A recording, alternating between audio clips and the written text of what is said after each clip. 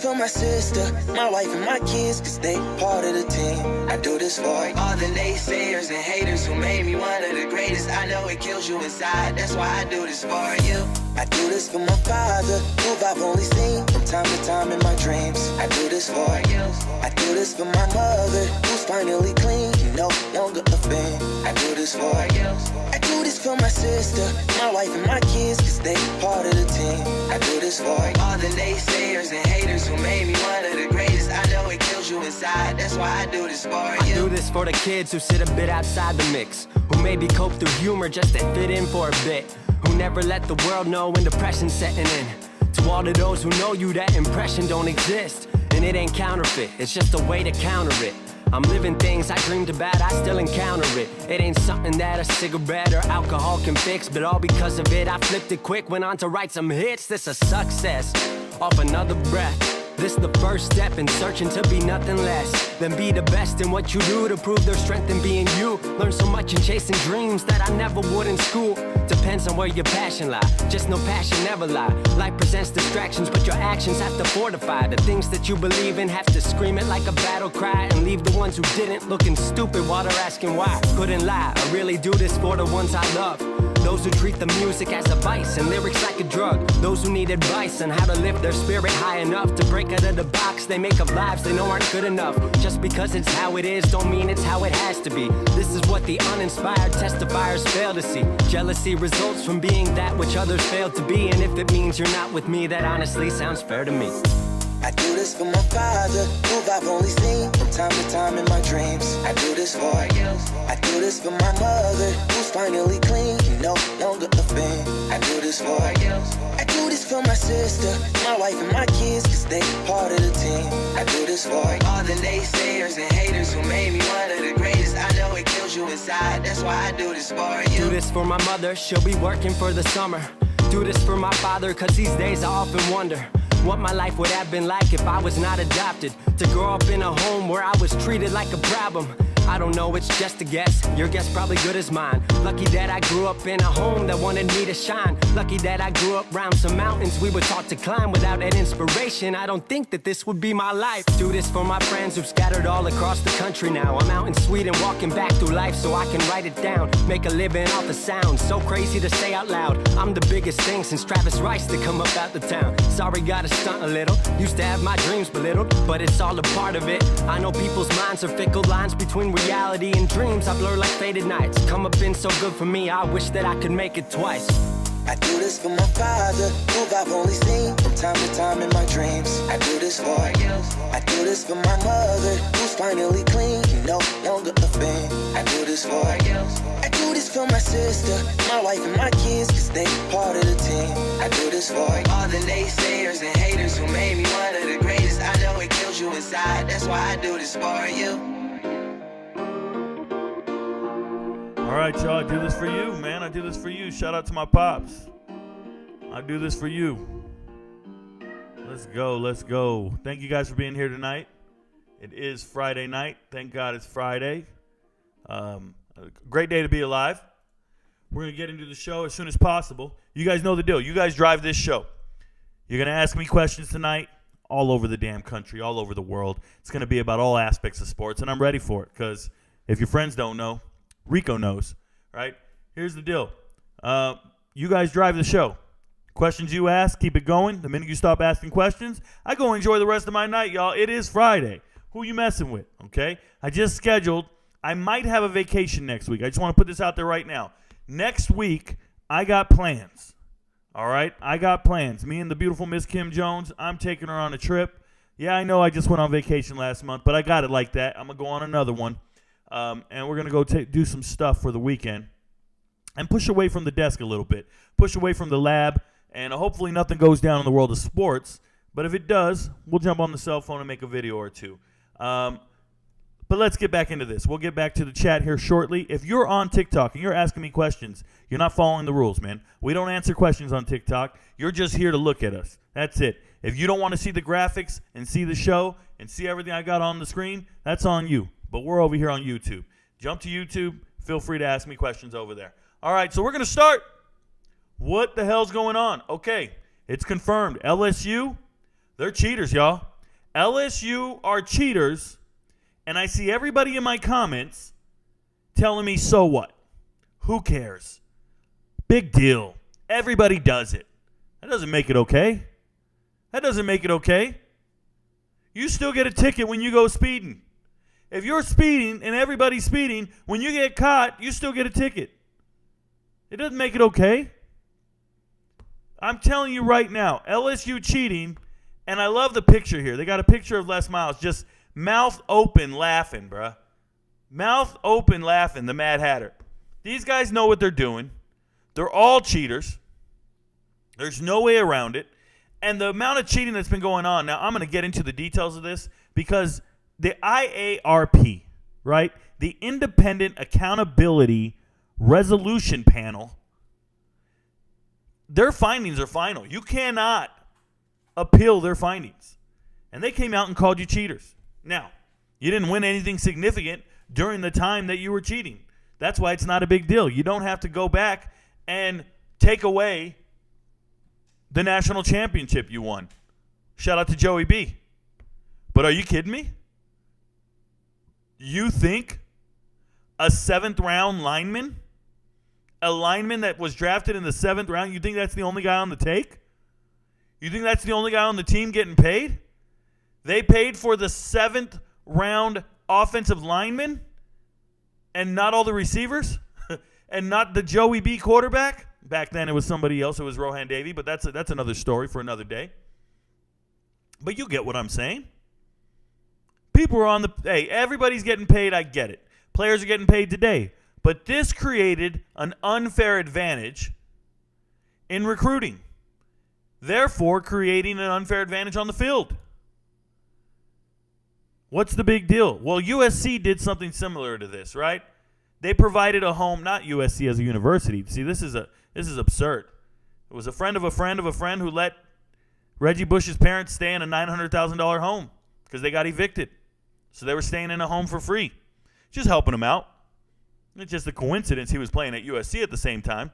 It looked like benefits. Sounds like benefits. But are you kidding me? Are you kidding me, bruh? You're going to tell me that Reggie Bush doesn't have a Heisman, USC went on probation and was banished from bowl game. I mean, USC, they were punished so severely, they became irrelevant for about 5 years. No, and is anybody in the chat going, so what? So what? Is that what they were doing back in 2009? Is that what they were doing when they were, hunting for Pete Carroll? No one was just rolling it off their back and just being like, oh, yeah, no big deal. Are you kidding me? They were all screaming foul when Ole Miss and Hugh Freeze got caught with all the benefits. When they found out all these college basketball coaches were paying players, no one said, so what? Oh, they all got caught. My bad. Oh, well, Duke doesn't do that. You got all these guys going to prison and jail and getting wiretapped from the FBI, getting suspended. I see Wade get suspended 10 games. Now he's at McNeese State. But basketball team, football team on probation for the next 3 years. And everybody, well, it doesn't matter. Those guys aren't there anymore. Let it go. I mean, the amount of enablers. The amount of enablers in the comments is insane. These are the same people who are in my chat going, it's just weed, Rico. It's just weed. It's now legal in a bunch of states. It's just weed. Oh, yeah, well, he was trying to sell it, and he had scales, and he had $7,000 and a gun, and he went 140 miles an hour. Yeah, well, that's all kind of bad stuff. But he's 18. You guys are making excuses for criminals. But this one won't get by me, bruh. This one's real criminal. This was orchestrated by an embezzler, by a man who went to prison. But before we get at him, we need to talk about the man behind the mask. We need to talk about the man behind LSU football for the last 45 years, Sam Nader. Dr. Sam Nader, just retired, has been with the program, LSU, since the 1970s. And I want you to understand that this guy right here is the person who coordinated these payments. He arranged for this African-American family to meet this embezzler from another walk of life. They would never know each other if it wasn't for Nader. Nader's the one who introduced them. It's in the report. I read the report. It's in there. Nader was the assistant athletic director of football operations. Now, what the hell does that mean? It means he's in charge of everything not on the football field. Nader's in charge of everything not on the football field. Like living arrangements, dorm rooms, whatever. This guy is the problem. And he ran it all. And you know what's crazy is I read this story and you scroll down. And this was a story written back in, they wrote it back in 2019. So they're praising him and kissing his ass. This is Les Miles. At the time, he's the Kansas coach. He says, I don't know that there's many more like Sam. He's an original. He's one of a kind. An institution, they call him. Patient, consistent, genuine, kind, loyal. All words used to describe this man whose passion is this place. Well, right in there, you missed one. Cheater. Consistent cheater. Genuinely cheating. Loyal to his university while cheating. Patiently cheating. You messed it up, bruh. The LSU, they can all sit there and just be like, what's the big deal? They got caught. Everybody's doing it. No, everybody is not doing it. You cannot prove that. You don't get to make a blanket statement. You don't get to make absolute statements like that. Not everybody's doing it. About 5 programs have been caught. Are you kidding me? I want to know who paid Cam Newton. I want him. I want him in the ads. Pause. I look at Coach Nader like I look at Mike the Tiger. He is LSU. This is him right here. This is Nader back in the 70s, bruh. This is Nader. This is Nader the Tater. We're getting to the good stuff, y'all. You're going to tell me this dude Nader, look at this team photo. Look at the coaching staff in this team photo. Do you know who these guys are? Oh, I scrolled in too far. Oh, let's go back up because he's talking to the president. There it is. Do you know who these guys are in the photo? That's Nick Saban in the middle. That's Nick Saban in the middle. Let's go. Derek Dooley got the job at Tennessee and fired. Oh, this is Dooley here. Jimbo Fisher. Don't tell me Jimbo ain't cheated. How the hell is he getting all these guys to A&M and Florida State? Okay? Muschamp and Nader's right here. You expect me to believe that of everybody in this photo, the only cheater's over here, the old man. None of these guys knew what was going on. He was the dude doing it. He was rogue. He was doing it on his own with nobody else knowing. Every last one of these dudes is complicit.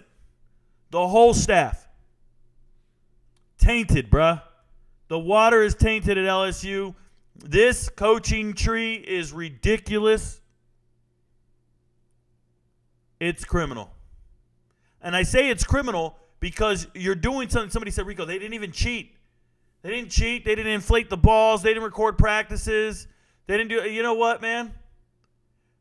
You create an unfair advantage when you go and recruit and you use money when other people couldn't. Today, it's an even playing field. But in 2012, it wasn't. And they're lucky they didn't win anything meaningful through those years. But you know who was there? Was Odell Beckham Jr. there? Was Landry there? Go look at the rosters. Filthy cheaters. That's what they are. Filthy cheaters. I'm taking them out of my top 25. Odell Beckham Jr. Odell Beckham Jr. banned. For 2 years, he can't go on the campus. 2 years? It's been about 15 for Reggie Bush. But 2 years? Because he was handing out $100 bills after the national title game, if you remember correctly. He went out and just started handing out hundreds. Like it was cool to do. Handing out wads of cash. After tearing his ACL. That man is a menace. All because he made one-handed catch over his head like this. There's nothing great about this dude.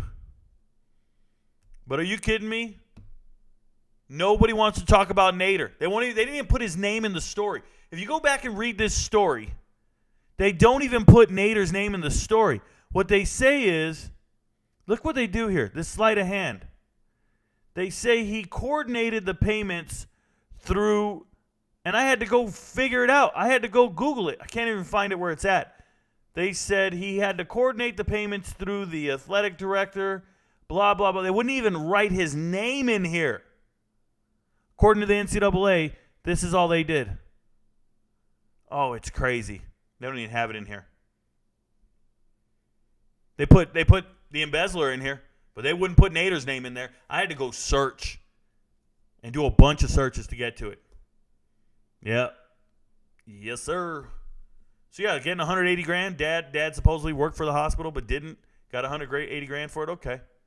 They're cheaters. OBJ, sit at home, bro. Everybody's mad at me for this one. What's up with Derrick Henry, bro? Derrick Henry skips leg day. It's official. I don't care how good a running back he is. Derrick Henry is built like the Tasmanian devil. He is. You know the Tasmanian devil? He gets really small at the bottom. Yeah, Derrick Henry is straight up built like SpongeBob SquarePants. This man's got a huge upper body. Look at those arms. Enormous, bruh. Hey, and that girl in the back, she got cake for days. It's the way it's shaped. You can see it. But oh my goodness. This man's legs, bro. Hey, man, we call him narrow butt, bro. He walk around looking a little narrow butt. Shout out to Derrick Henry. Gross. Hey, I want to make an announcement. I told you guys, undrafted free agent wide receivers don't make it in the NFL. Another one got cut recently. This is West Virginia. They're season leaders last year. Everybody keeps talking about Bryce Ford Wheaton and how much they think he's going to make it in the league because how fast he is and all this stuff. But the leading receiver on West Virginia last year, far better, was Sam James. Sam James went undrafted and just got released by the Rams. So Sam James didn't make it, and Bryce Ford Wheaton's not going to make it either. Undrafted free agent wide receivers do not make it. They might make it to the last cut. They might do whatever, but they're not going to make it in the NFL. It just doesn't happen. Undrafted free agent wide receivers don't make it 99% of the time. It is what it is. UFC, we got UFC Fight Night tomorrow. You guys know the deal. I live stream the UFC fights every single Saturday, and 3 fighters miss weight in Jacksonville. It's a fight night. First off, guys, when you're in the UFC and you miss weight, number one, highly unprofessional. Not cool. Not cool to miss weight. It's disrespectful to your team, to the sport, and your opponent. Okay? It also creates an unfair advantage. Some guys don't care if they don't make weight because they just want to miss the weight and still win the fight. Because when you miss weight, the penalty is you forfeit 10 to 20% of your purse, depending on how much you missed the weight by. For this one, 20% of the purse. So some of these fighters, though, on fight night tomorrow are only making 25 and 50. So 25 and 50, 20%, that's going to be $10,000 for the winner. So you still go out there, win the fight, you make 40, and you got to give the loser 10, so he gets 35.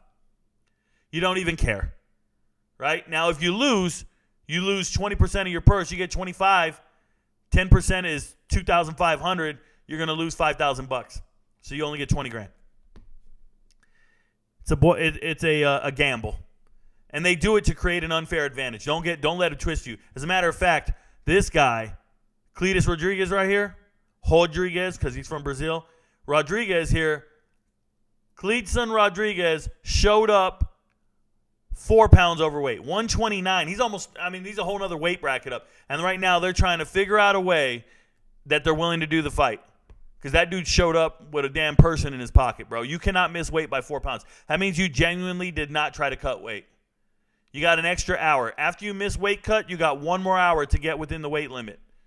Some guys don't even work out the next hour. They just sit there and relax. They go eat something. They don't care. They already missed it. Some guys are working really hard, and they go and push themselves and make it. You got 1 hour. Go cut and come back. That's why it's a ceremonial weigh-in. When you watch the UFC, they do ceremonial weigh-ins. They're not even weighing in. They already weighed in earlier. They're not doing it anymore the way they used to. They do the actual weigh-in behind the scenes, and then they come out and bring the crowd out there, and they go in front of everybody, and the big cheers and all that, Joe Rogan on the mic. They call out the names and stuff. That's a ceremonial weigh-in. It's not real. It's when they show up with their shades on, and they're kicking off their clothes. I don't even know why they dress down. I don't even know why they get and take their clothes off and flex. The only thing I want to see the girls. Give me the girls in the bikinis. They stopped doing that. All the other fight leagues do it. But give me them girls in bikinis, bro. Nonetheless, I'm just keeping it real. A lot of dudes miss weight. We'll see what happens. Not too excited about that. Hey, there's a bunch of recruiting going on. USC might flip a 5-star. Look, man, when you see a 5-star kid who's already verbally committed to Ohio State, and then he goes and visits USC, it's probably not going to work out for you, man. This is why I don't even report this kind of stuff. But Jonte Gilbert, he is a local guy to me. He's here in Georgia. He's in Georgia, supposed to go to Ohio State, and then he takes a trip all the way to LA. Could you imagine you had a girl, and she told you, I want to be with you. She verbally tells you, I want to be with you, but she keeps going on dates with other dudes? What are we doing? Oh, don't worry, we're engaged. I'm going to marry you, but I just need to go on a couple more dates. What are we doing? These kids, man, I ain't mad at them. Now USC's the biggest threat and might flip this 5-star safety. Okay. It's too bad for them. Hey, before I get into Stanford, because I'm going to do a little showcase on Stanford tonight and their recruiting, it's been pretty remarkable for Stanford so far to this point. I'm going to get into it. But before I do that, I'm going to jump to the chat, answer your guys' questions. We're going to go through all the questions, and then I'm going to hit Stanford. And, guys, that's all I had to talk about tonight. LSU's a bunch of cheaters, okay? UFC fighters are missing weight, and Stanford is dominating the recruiting cycle, which is remarkable. Because somebody asked me about Stanford the other night, and I said there's no way Stanford's going to keep up with the other teams in the Pac-12. There's just not, because they can't use the transfer portal like everybody else. Their admissions don't allow them to take transfers. I said, hey, there's limits on what Stanford can do in the offseason because they can only get Ivy League kids to transfer in. They won't accept any other transfers. But my God, can they do great in the high school ranks? My goodness, can they do great in the high school ranks? And they are. They have 20 commitments so far. They're second in the Pac-12 right now. Now, yeah, everybody else is going to close the gap. But in comparison, so you understand and put it in perspective, Colorado only has 8 commitments, and they're really happy with their 8 to this point. It's very normal to only have 8 at this point. But Stanford with 20? With 20? So I said, hey, I'm going to sit down and go watch all their film. I'm going to go through this recruiting class and see what Stanford's cooking with. Because apparently Troy Taylor is signing guys, and I started saying to myself, are they taking commits from dudes who aren't really good? Like, are they getting commitments from people who nobody else wants? So therefore they got 20 guys, but they're all 3 stars and nobody's really looking for them. No. I did the research. Stanford's dominating this recruiting class, and it's going to be scary. It's going to be a problem. Mark my words. Yep. In about 2 or 3 years, Stanford's going to have some bona fide professionals. Christian McCaffrey, Toby Gerhart, Bryce Love, like those type of guys, Andrew Luck. Those type of caliber of players are going to Stanford. They're in this recruiting class. I couldn't believe my eyes when I saw it. I sat down and went over all the tape of every recruit they got. I did it all. And I got to tell you, I'm impressed with Stanford. That's why I put dominating 2024. I couldn't fit in there, cut it out, but dominating 2024 recruiting. Stanford, Troy Taylor, get excited. It's going to be awesome. Let me get to the chat, and then I'll show you guys the clips. I actually want to show you one guy's huddle film, so I'm going to pull it up. Don't go anywhere. For those of you guys who are watching on TikTok, you're wasting your time. You won't see the clip. But those of you who are watching on YouTube, you guys need to see what's cracking with Stanford. They found 3 gems.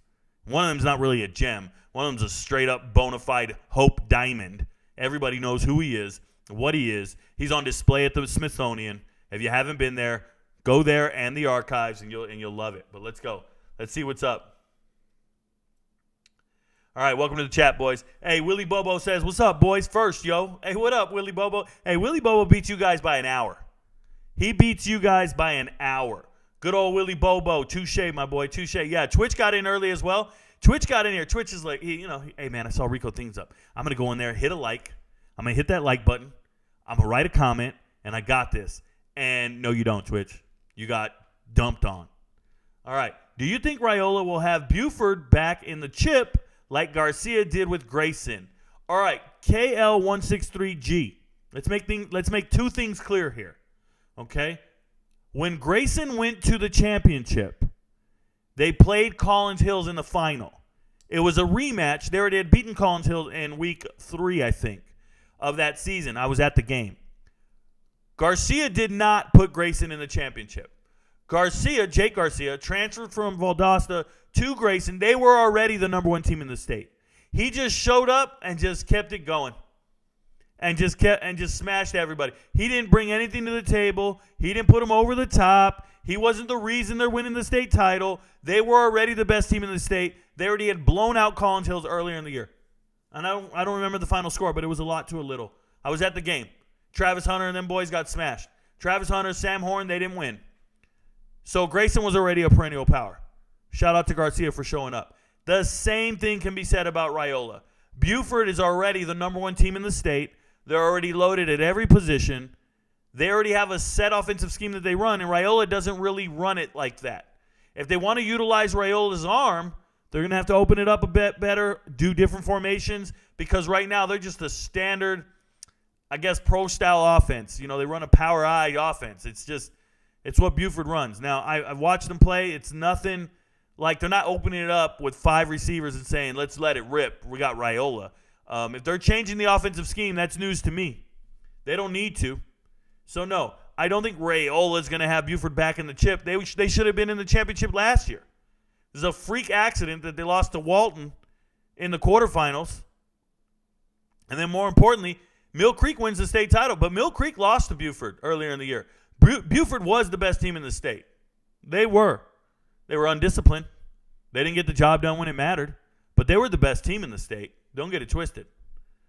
Rico, I'll be setting up my new router, 3000 high speed, broski, Willie Bobo. I don't think you should be setting up a new router, man. I think those things just set themselves up. You feel me? They just set themselves up. I don't know what's going on with that. Let's see what this next question is. Mr. K. Mr. K says, is Notre Dame's safety recruitment a concern? They have 2 commits from the class of 2024 and waiting on a 4-star Bronte Johnson to commit tomorrow. How would you evaluate their safety room for 2023? So you're asking for next season, their safety room? They were worried about their safety room. Right? Let me see. What's your name here? Sorry about that. I'm looking off to the side because I'm reading the chat as I talk to you guys. Mr. K. Mr. K, when I think of Notre Dame safeties, who do they have? So they got an extra old graduate in Cam Hart. No, not Cam Hart. DJ Brown. Xavier Watts. And then they got Antonio Carter in the transfer portal. They already addressed their safety concerns with Antonio Carter coming over from Rhode Island. So they got Carter to come over and address the safety things. But last year's recruiting class, they had Schuler, Aiden Schuler, he's a freshman, and they had Ben Minnick, another freshman. They just got 2 freshmen in the recruiting class. How many safeties do you need? I just named like 5 guys. How many you need? And more importantly, they lost 1 to the transfer portal.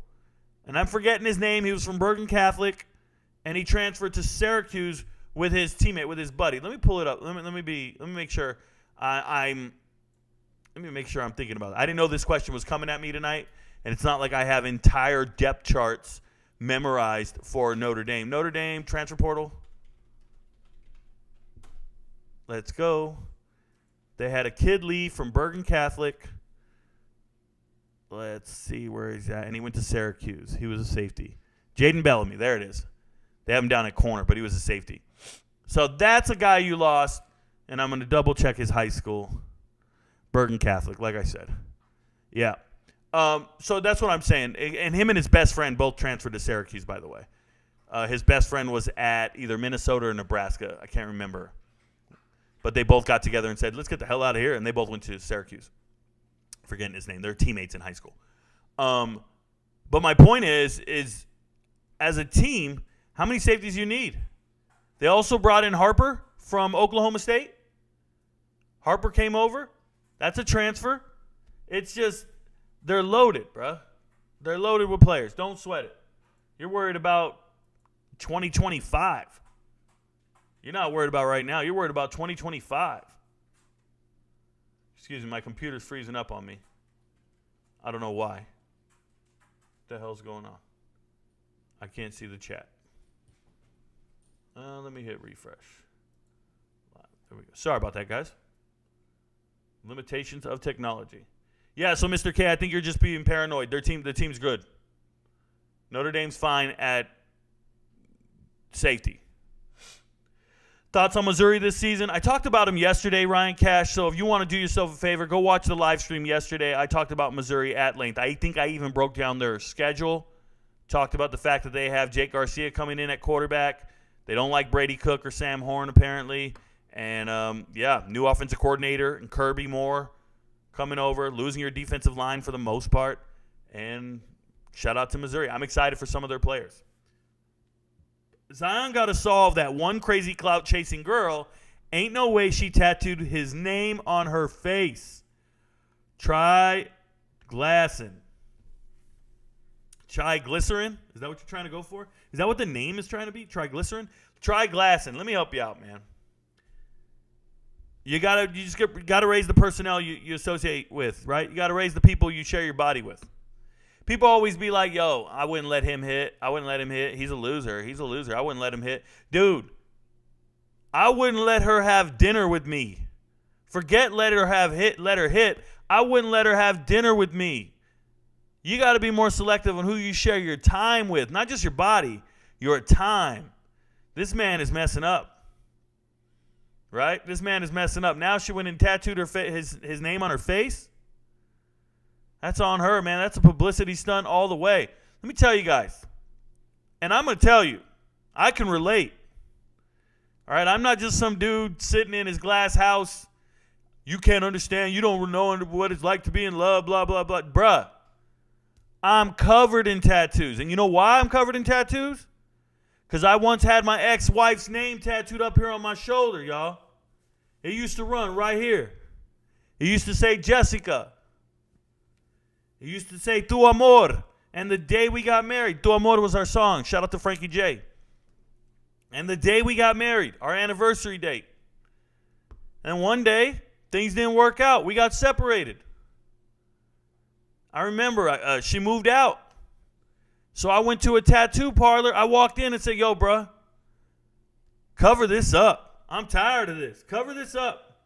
He said, what do you want me to do? I said, do whatever you want to do. Just cover it up. And I sat in that chair for 8 hours. And he did this tribal down my arm for 8 hours. Just let him just draw, bro. Just color it in. Do what you got to do. And then a year later, we got back together. We reconciled. And she still had my name tattooed on her back. Okay? And she said, what are you doing? You don't even have my name tattooed on you no more? I said, oh, my bad. I said, you know what? I'll fix this. I went back to the tattoo parlor. I said, this time, let me get Jessica over my heart this time. Let me get Jessica over my heart. Let's do it again. I got her name tattooed on me twice. And this time it said, Tu Amor. Right? No, that's what it said last time. This time it said, Mi amor por ti nunca terminó, which means my love for you never ended. My love for you never ended. And then it did. And then it did. And I went back to that tattoo guy and I said, hey, let's fix this. And he said, oh, hold on, I'm not going to be working that day. We got to get this girl to do it. Okay, cool. She had the heaviest hand, this little tiny girl, just carving on me. But she did this tribal across my chest, over my heart, and down my rib cage. And then like a year later, I'm on a cruise in the Bahamas for 7 days, and this girl walks up to me and says, your tattoos look great. You should make them connect. She gave me this crazy idea, make it go around my body, over my upper back, come around my shoulder, all this stuff. And I did it because a girl told me to. I am not sitting in here being this church-going goody two-shoe who doesn't know what's going down. No, I've been there. I know what it's like to make poor decisions based upon relationships, and they can have everlasting, life-altering impact. Everywhere I go, people want to talk to me about tattoos like I'm some tattoo guy. Guys, I've never had a tattoo ever since. Everything I'm telling you about happened like 12 years ago. I've never gotten a tattoo since. I'm not a tattoo guy. They always look at me. I'm out running with my shirt off. Somebody always wants to talk. Hey, where'd you get your artwork done? Bro, get away from me. I don't know shit about tattoos. So this girl's acting out. She's doing some crazy childish shit. She'll grow out of it. She'll look back on it and be like, wow, that was crazy. That'll be one story to tell. The rationale behind the decisions I made don't make sense today. Not to me, not to the logical thinker I am, but I did them.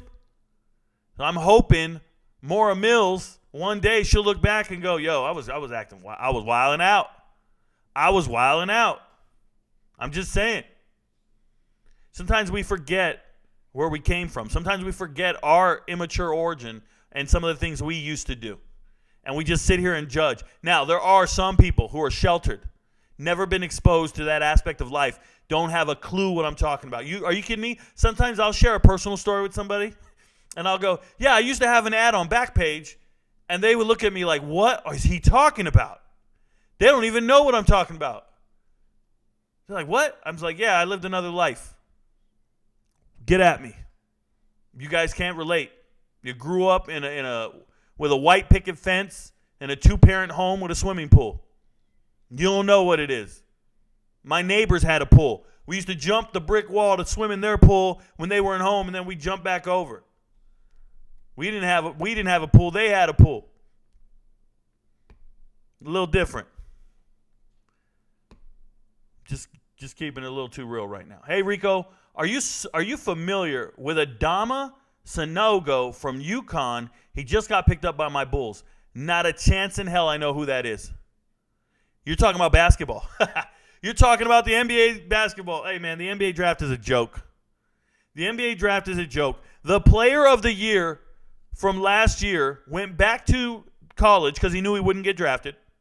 Shout out to Edie. And then 2022, Oscar Tshiebwe didn't get drafted either. They're not drafting the players of the year. This is gross. Oh, they don't translate, Rico. They don't translate to the NBA. It's too structured. So slow big men. They can't cover this. They can't cover. How about you just draft a bunch of big men and put them on the court? Now everybody's got a 7-footer. Oh, my goodness. The production, the lack thereof is insane. They're drafting dudes averaging 3 points a game. It's gross. I can't stand it, man. NBA draft, wasting my time. What's going on at Baton Rouge, Rico? GOAT 42, absolutely nothing. Nothing's going on at Baton Rouge. Nothing I know about. Is it Fat Tuesday? What's going on in Baton Rouge? Headed back to Red Lobster. Long Tom. You're asking about Kim Jones and I. No, probably not. Don't need to go to Red Lobster, but probably going to have a good time. Wherever we go, we eat good every time we go. I'm telling you, man, my dog eats better than some of y'all. I know Ash eats better than some of y'all. Facts. Facts on facts. Ash eats better than y'all. Isn't this when OBJ and Jarvis were there? For sure, Robert Lopez, for sure. It's well documented that LSU offered Ricky Seals-Jones $250K. Imagine what A&M paid. Exactly, Long Tom. Exactly. And Ricky Seals Jr. wasn't that great. Ricky Seals-Jones, my bad. If LSU football and basketball is at probation, then what about other LSU sports? Should they be on probation too? No, they didn't have any infractions. They didn't do anything wrong. It's not all sports. It's just those specific sports teams. See what's up. LMAO, Rico wants the dude who paid Cam Newton like the dude owes him money. Correct, Grant Wise. Correct, Grant Wise. I want to know who these puppet masters are. He's probably that powerful. Puppet master stuff. Exactly. He's got to be. It's got to be somebody. I'm telling you. Seen better legs on a grasshopper. Eric Gonzalez. I'm telling you. Seen better. Hey, Derrick Henry is a stick figure. She got tres leches. Cake. Yes, she does. The girl in the background. What are they doing releasing this after 12 or 11 years? So, GOAT 42, it's not how it works. First, the embezzler got caught, so he started snitching. They started looking into his funds once he got arrested, right? This was like 2019, 2020. They already knew about this. They've been keeping it under wraps because they've been appealing the results of the NCAA. Then they punished themselves. Then this is in wiretaps. They're looking at people's bank accounts. Once the FBI starts really digging, they're going to find what they need to find. Then LSU appeals, and that's why they go to that committee. The committee, you can't appeal, and that's why we get the results today. It's not like they've been hiding it and they didn't want to tell us till now. It's not how it works. Wrestling for 15 years, never missed weight. Eric Gonzalez. Same here, bro. Never missed weight. Yeah, I don't understand it. It's crazy. We used to just be spitting in our cups all day, going and running, grinding, putting on the hoodie with the trash bag, and getting under our weight. And I could cut 8 pounds the day of a match, right? These guys, they're tripping, bro. GFT, 36 views, hit the likes. Hey, hit them like button, y'all. Y'all can leave and come back. It is what it is. We ain't worried about it. Any take on the potential fight between Mark Zuckerberg and Elon Musk? So I made a video about it today, Mark K. Pretty simple. You've got Mark Zuckerberg. He's 5'7", 155. About the size of, I don't know, a girl. About the size of a female you should be interested in dating, if I'm being real. And so he's 5'7", 155. Okay. But he's been training jiu-jitsu for a little bit now. And he's in his late 30s, maybe 38, 39. And then you got Elon Musk. Elon Musk is 6 foot, 200 pounds of all softness, bro. Just soft. Soft as all hell. Pause. And he's 50. He's 50 years old. So I don't know. I don't think Elon Musk is built for this. I think his Twitter fingers got him too excited. And I think Mark Zuckerberg will choke him out. Just because he's been working in jiu-jitsu, working on his moves and his training. But if we're going to do a boxing match, give me Elon Musk. Boxing match, give me Elon Musk. If they're doing MMA, 4-ounce gloves in the cage, give me Mark Zuckerberg. But we got to find a catch weight. They got to do something because they're too heavy. It's a mismatch. So there you go. Is Stanford ever going to have a quarterback like Andrew Luck? Blunt's on Paper podcast, DJ, they have a quarterback like Andrew Luck right now on the way. They also have Lamson. He just came in from Syracuse. He's a great quarterback. He's a dual-threat quarterback. He's good. I can tell you all about Lamson. I'll do that once I get back over there. Troy Taylor, the GOAT. Troy Taylor, if you guys didn't know, head coach at Sacramento State last year, had them in the FCS playoffs, got them all the way to the quarterfinals. I think they lost to UIW in the quarters, 66-63. It's the game of the year. Go watch it. It's on YouTube, the whole game. The whole game. Sacramento State versus Incarnate Word, UIW, University of Incarnate Word. These two are playing each other. The final score is 66-63. You got to watch the game. It's amazing. And all those players, the two head coaches are now coaching in the FBS level. Marty Mappel's with the Patriots. Lindsey Scott Jr.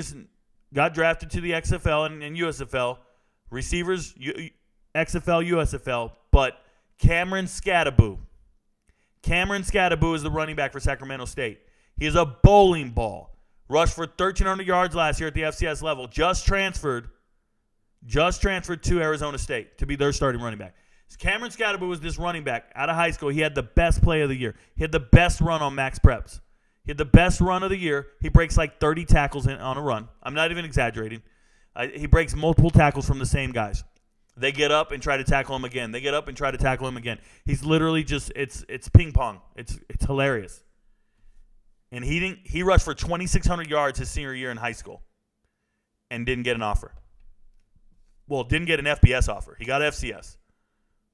So he goes to Sacramento State, puts them on the map, rushes for an insane amount of yards, becomes an All-American. And now Arizona State comes calling. So he's in the Power 5 now. Wait till you guys see Cameron Scadaboo. Spring game, he was hurting everybody. He's a man amongst boys. He's Mike Allstott, but better. Cameron Scadaboo, that's who you want to see. Go look him up. Cameron Scadaboo. Hey, oh, by the way, he follows the channel. He sent me a shout-out once. We talked in our DMs. Shout out to Cameron Scadaboo. He is the man. All right. Yeah, so they also got another quarterback. Blunts. DJ, they got they got Elijah Brown, and I'm going to talk about him in a few seconds here. Elijah Brown from Mater Dei, the number one team in the country. Elijah Brown been starting quarterback since his freshman year. I think he's the best quarterback in the country in this recruiting class, in this recruiting cycle. Don't care how many stars they gave him. They gave him 4 stars. They say he doesn't have a great arm. There's other guys who are like 6'3" and 220 and ripping it across the field, all this shit. You can talk about all that you want, but this man has been starting at Mater Dei, the number one team in the country, since his freshman year. I got a lot of respect for Elijah Brown. And he picked Stanford over UCLA. Shout out to him. Troy Taylor's the GOAT. 6 years of investigation, and Will Wade, basketball coach, got fired. Correct. He's at McNeese State now. He has a 10-game sit-out. I already made videos on all this. I talked about this yesterday. But shout out to you, Cezanne. Thoughts on Tyron Smith transferring from UTEP to Texas A&M in January. Now he's back at UTEP. What happened there? So, LaRocco Glaze, what happened there, and it happened really fast, okay? He is a JUCO guy, and he feels like he owes his coach at UTEP. And UTEP had a great wide receiver the year before, and he transferred to Arizona, okay? So the star wide receiver at UTEP keeps transferring out every single year. So here comes Tyron Smith, and they want a slot receiver. He's a little guy. If you guys didn't know, Tyron Smith is like 5'7", 170, 180 at max. Tyron Smith is a little spark plug, little Dante Hall type dude. And Texas A&M says, we need a guy to come be our slot receiver. When he's at UTEP, he's their everything receiver. He's one of the nation's leading receivers, over 1,000 yards. He's just a complete stud. But as soon as he gets to A&M, 1 week, he's like, oh, no, I feel terrible. I love my coach. I want to go back. But because he was already enrolled in classes, you don't leave right away. Finish the semester and go do your classes. Make sure you stay eligible. Make sure you're still academically good to go. And then he jumped in the transfer portal in the spring. But the team already knew he wasn't taking part in spring ball with A&M. He got there and changed his mind immediately, but took a semester of classes so he'd have transferable credits, and now he's back at UTEP where he wanted to be, where he's loyal to his coach, and he's happy to be there. And that's it. That's the long and the short of it. It's no big deal. Good for him. Happy for him. Anything that happened is legal now. Yeah, Clarence Cezanne. Cool. That's fine. Nobody said anything about it. At the time that it occurred, it's completely illegal. And that's what you're being judged by. That's how you lose those wins. That's how you vacate those wins. But you know what they're not making them do? Give back the money they earned with those wins. Because they earn money. They earn bowl appearances. They earn revenue. They should have to give back the money that they earned off those wins. That's what no one's talking about. It's just they're going and changing some text in some annals. Like they're changing some text in somebody's career stats, but they're not doing anything significant. All they're doing is sitting back going, oh, you messed up. Oh, you got caught. My bad. I take back all the revenue. Over under 6 wins for Georgia Tech and Colorado. So, KL, I answer this all the time. You just got to go find it on the other shows. Apologize. I've already broken down Georgia Tech 100 times and Colorado. So watch the Colorado playlist. If you go to YouTube, I have videos. Just go to the playlist. Click playlist and find Colorado. Same thing on TikTok. Go to my TikTok, find playlist, and just watch Colorado. That'll answer all your questions. Same thing with Georgia Tech. Rico, stay awesome. Thank you, Aramis. And I appreciate everything you're doing. I started winging off First Take and all that stuff. Oh, you started weaning off of it. Yeah, because of you. Shout out to you, Aramis. Aramis, I think you're the guy that keeps making these post-draft videos with 2 of your buddies in a room.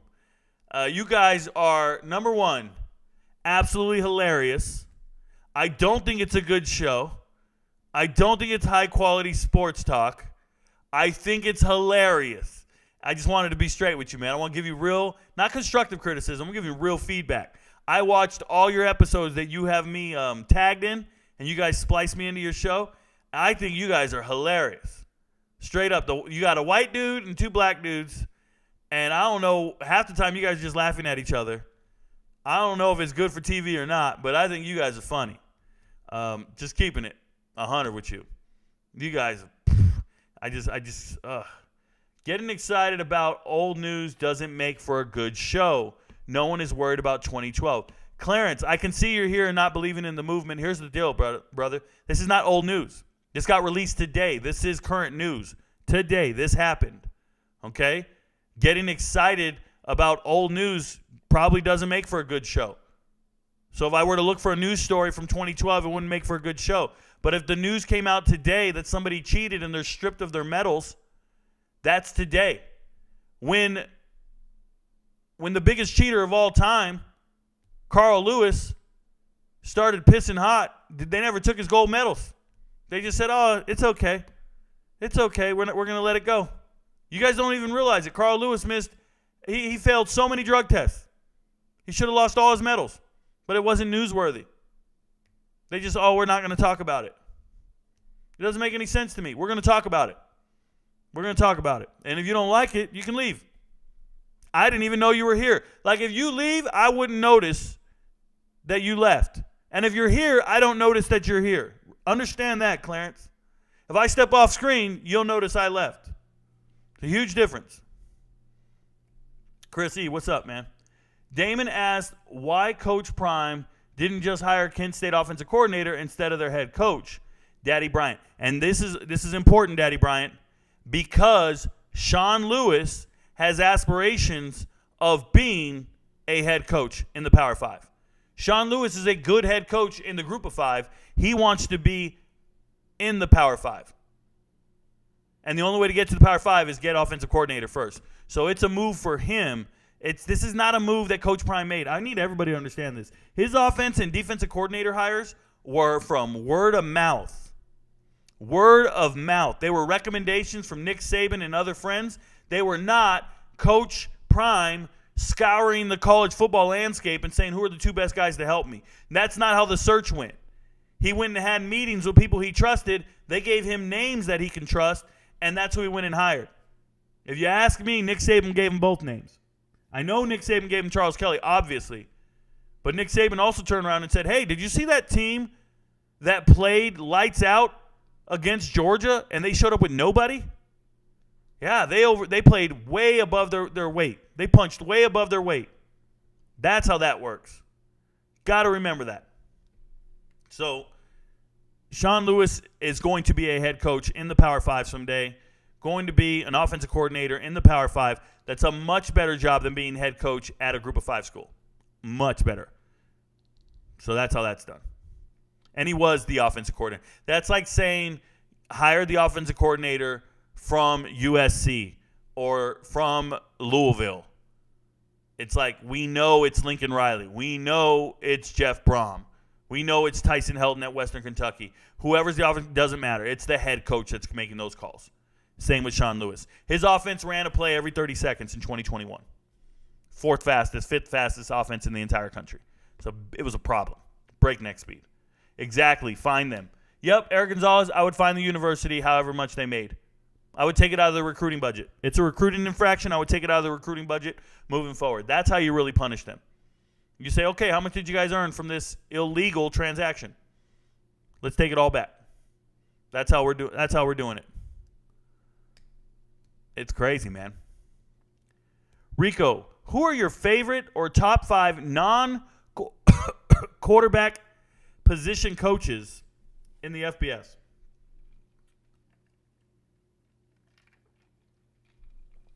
Well, I know for a fact Brian Hartline's number 1. And I don't know what he's coaching nowadays. But Brian Hartline's number 1. Position coaches. I usually my go-to is wide receiver coaches. If I'm going to go there. A very few, I don't think too often I would say a running backs coach. Wide receiver coaches stick out to me a lot more. I owe you an answer, though. I can't just throw that one out there. Oh, it's my boy. Vereen.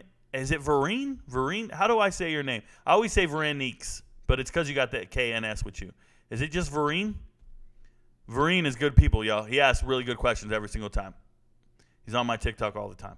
Rico, who's your dark horse to win the Heisman this season? So I don't believe in a dark horse to win the Heisman. Everybody's got odds. Everybody's been identified. So if I say a dark horse, we're talking for me, a dark horse is somebody not even on the odds list. A dark horse is somebody not. If you're going to say Michael Penix Jr., is that really a dark horse? Like, if they have odds from Vegas, are they really a dark horse? People already identified them. You feel me? Like, I'm not too excited about that. So my dark horse is Riley Leonard at Duke, or my dark horse is Frank Harris at UTSA. Well, they can't be there unless they win 11, 12 games. My dark horse is Cade Klubnik. There. You see? It's really hard to have a dark horse. I don't see that. I don't think a dark horse is winning the Heisman any year.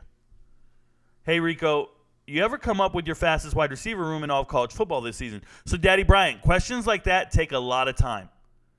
I cannot give you guys the answer overnight or the next day. It takes me time. I have to actually sit down, go through 133 teams, and I'm making my list. I can show you guys what it looks like, but what I do is I go alphabetical through every team, and I start assessing their rosters. I'm working on it, but I'm also working on wide receiver U right now, and it takes me about a week to finally get to the bottom of it because while I'm doing the work, something else happens, and I stop and got to make a video. That's what happens. So I'm trying to get to it. Something else happens. I got to stop and make a video. In between, living life. So I'll get to you guys. I understand everybody wants content, and they got all these great ideas, but I don't have the staff to pump out the content like you would imagine, right? I want to make videos for you guys with information, but I would have to hire like 5 guys to do all the ideas I have in my head. Like I tell one guy, hey, man, I want you to go through the draft and identify every wide receiver under 6 feet tall. Go. Just like ideas like that. I can't do that. I have to actually do it myself. I don't have a staff to do it for me. So all the good ideas, they're just not there. They're up here, and I got to make them come to fruition, and it takes time. It does. I apologize. I'm going as fast as I can. I'm doing as much as I can. I work all day and night. Somebody asked me earlier, hey, Rico, how many hours do you put in on sports? And the answer is yes. The answer is yes. How many hours do I put in on sports? Yes.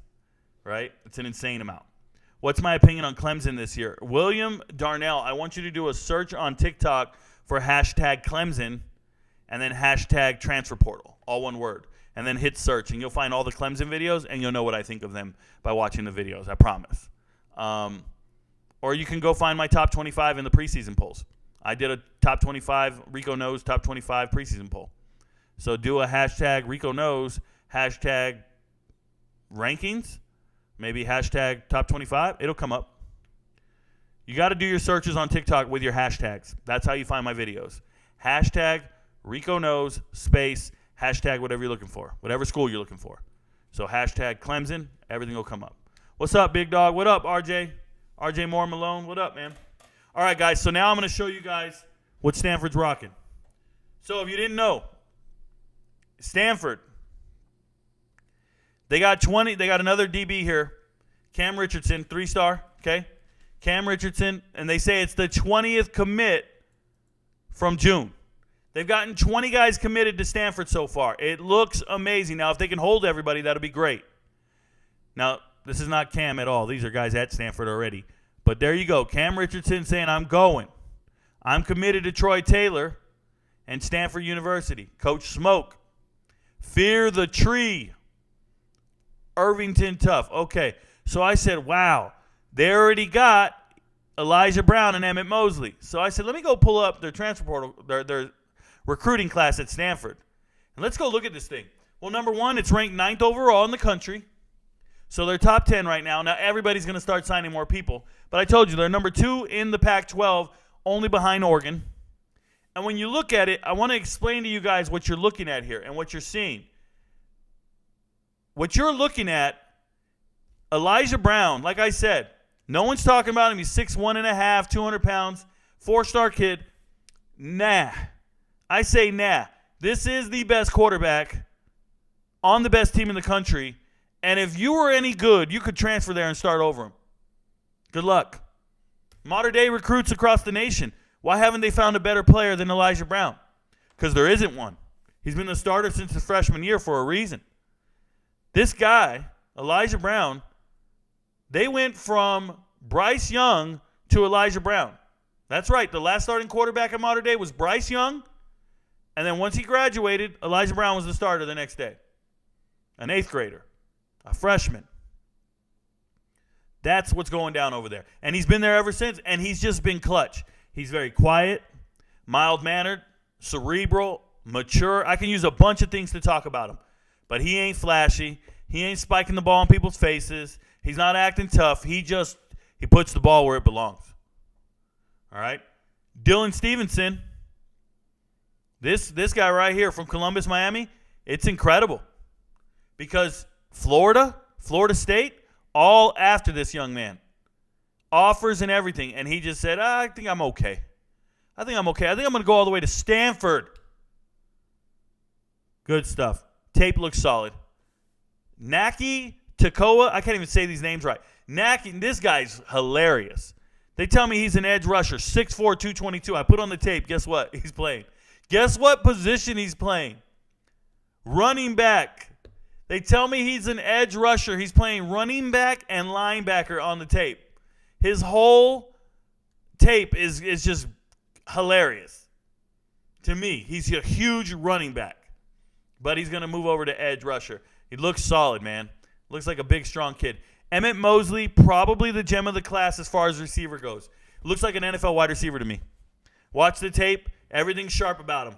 6 foot 175, plays at Santa Margarita, a perennial power in Southern California. I like Emmett Mosley's tape. Justin's tape was boring.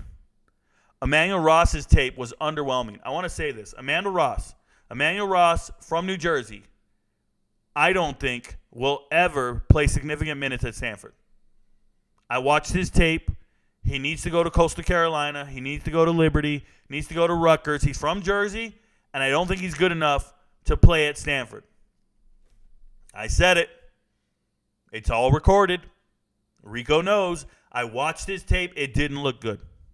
Not good enough. It would look good if he wasn't going to Stanford. It would look good if he was going to a Group of 5 school, I'm sure. But the difference in ability and athleticism between Emmett Mosley and Emmanuel Ross is echelons apart from each other. Like,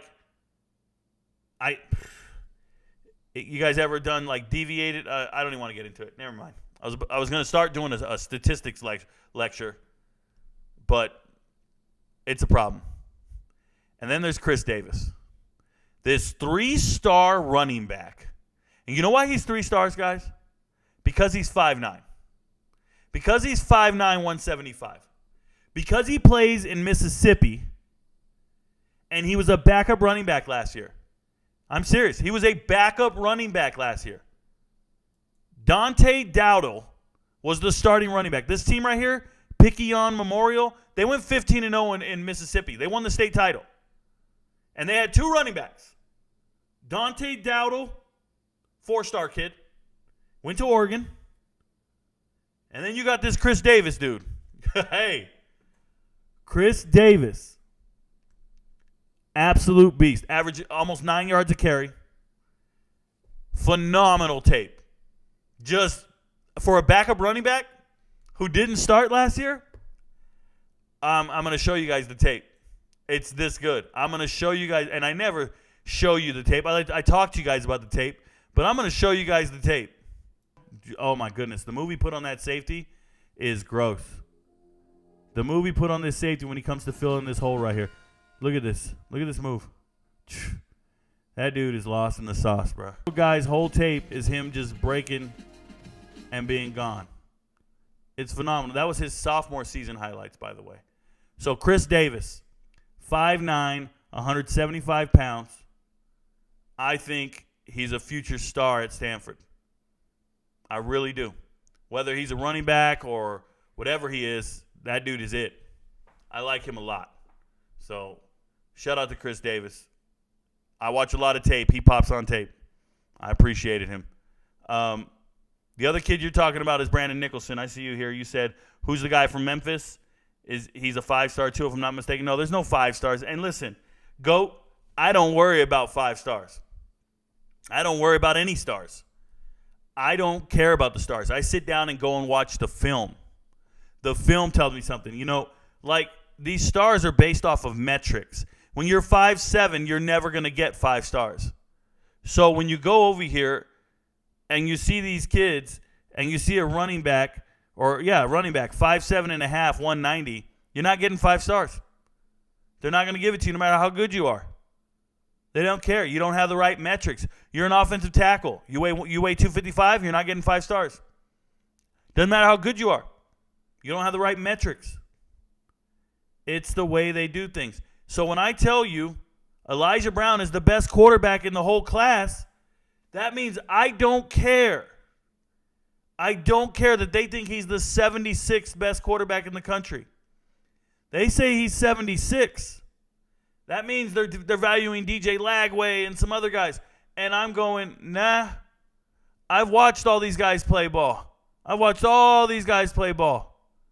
You go in here, we go to position rankings, we go to quarterback. Julian Sane going at, and look, I've seen all these guys. I told you, DJ Lagway, Aaron Nolan. I watch Aaron Nolan every week here in Georgia. Going to Ohio State. They gave him 4 stars. One of the highest 4-star guys around. Everybody blasts me. There's my boy. There's Elijah Brown. So how far-fetched is it that I'm telling you the 8th best guy on this list is better than everybody else in front of him? How am I wrong? They're like, oh, Rico, what about Ryan Puglosny? What about Ryan Puglosny? What about him? Like, you guys got to know, I sit down, I watch the tape, and I have assessed about 50% of these guys so far. I'd say 50%. It doesn't matter. I've been watching Aaron Nolan and Elijah Brown and DJ Lagway and definitely Raiola. I've been watching Raiola, Nolan, and Brown for the last 2 years. There's nothing these rankings are going to teach me. Just letting you know. All right, let's wrap it up. Let's go back to the questions. Back to the questions. What up, dog? Retracted a message. Damn, Lamont, what'd you say, man?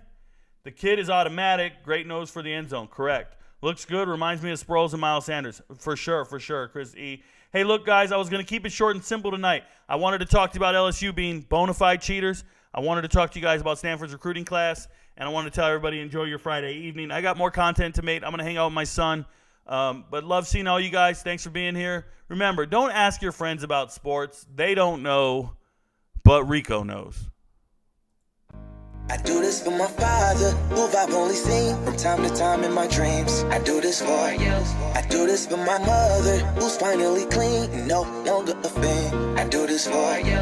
I do this for my sister, my wife and my kids, cause they part of the team. I do this for all the naysayers and haters who made me one of the greatest. I know it kills you inside, that's why I do this for you. I do this for my father, who I've only seen from time to time in my dreams. I do this for you. I do this for my mother, who's finally clean, no longer a fan. I do this for you. I do this for my sister, my wife and my kids, cause they part of the team. I do this for all the naysayers and haters who made me one of the greatest. I know it kills you inside, that's why I do this for you. I do this for the kids who sit a bit outside the mix, who maybe cope through humor just to fit in for a bit, who never let the world know when depression's setting in. To all of those who know you, that impression don't exist. And it ain't counterfeit, it's just a way to counter it. I'm living things I dreamed about, I still encounter it. It ain't something that a cigarette or alcohol can fix, but all because of it, I flipped it quick, went on to write some hits. This a success, off another breath. This the first step in searching to be nothing less than be the best in what you do to prove their strength in being you. Learn so much in chasing dreams that I never would in school. Depends on where your passion lie, just no passion never lie. Life presents distractions, but your actions have to fortify the things that you believe in. Have to scream it like a battle cry and leave the ones who didn't looking stupid while they're asking why. Couldn't lie, I really do this for the ones I love, those who treat the music as a